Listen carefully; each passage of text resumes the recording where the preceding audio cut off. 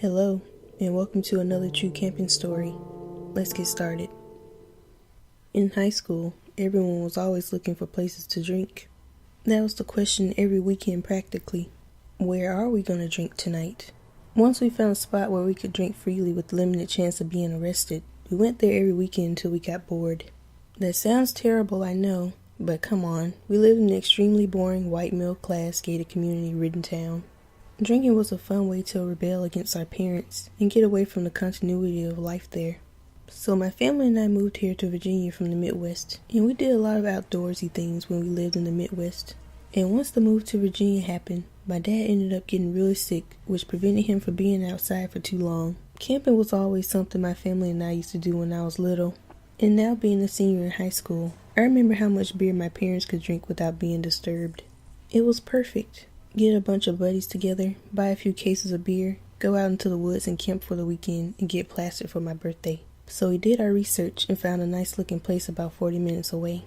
So we packed the cars full of food and gear, and of course, beer. When we got to the campsite, the place was packed with campers and tents. We could hardly find a spot. The only space that was open was site number 2, which was right by the registration office. They'll definitely be able to see us drinking, but we noticed that everyone in the office left around 5 p.m. and didn't come back until 11 p.m. the next day. So we unpacked our stuff and camped for the weekend. It was great. The weather was perfect. We never ran out of beer. We got to go swimming. We got sun, and we got away with it. So then, of course, we go back to our cookie cutter neighborhood and tell all our friends how great it was. And the only question we had left was, when are we gonna go next? So later, that very same summer, we planned out another camping trip. This is where it got very strange. So we got like half of the original group to come again, as well as 2 very attractive girls who signed on to go with us.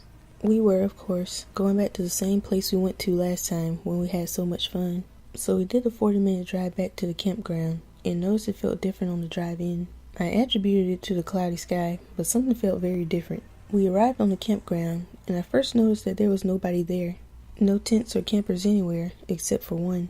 There was also nobody in the registration office, which I thought was strange for 3 p.m. on a Friday at the end of July.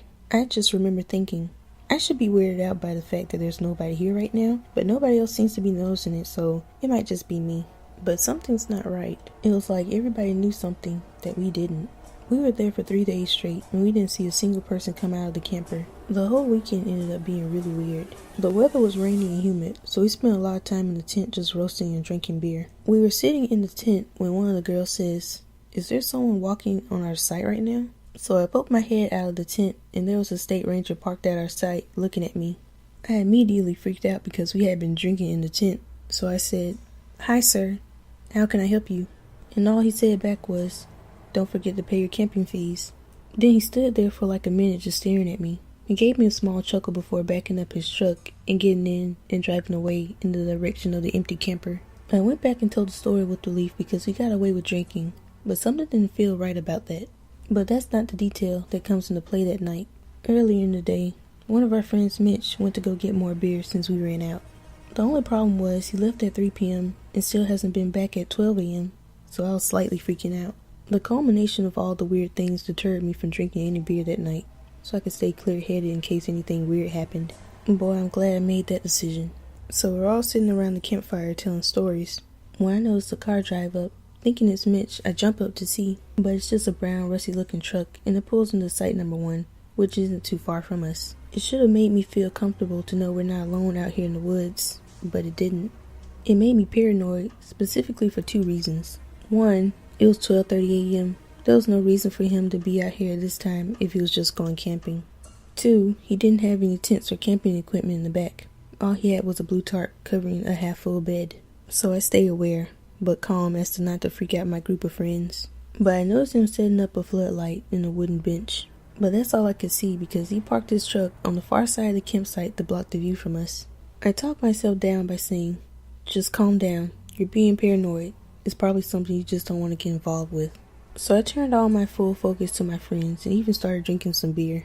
About an hour later, I made my worries about Mitch known to everyone, and they all calmed me down. But as I was agreeing with them, I looked up and saw a man walking onto our site. But I only caught him in the light of the campfire, so he was on top of us before I could even react.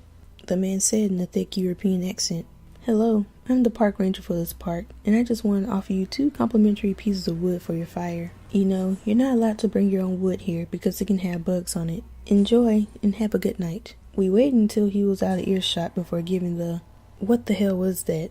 We're outside. Don't bugs, live out here? Why would it matter?" But I noticed when he put the wood down next to our fire, there was a part of him that didn't bend when he did. Once he was walking away, I saw it swinging from his belt loop. It was a large machete.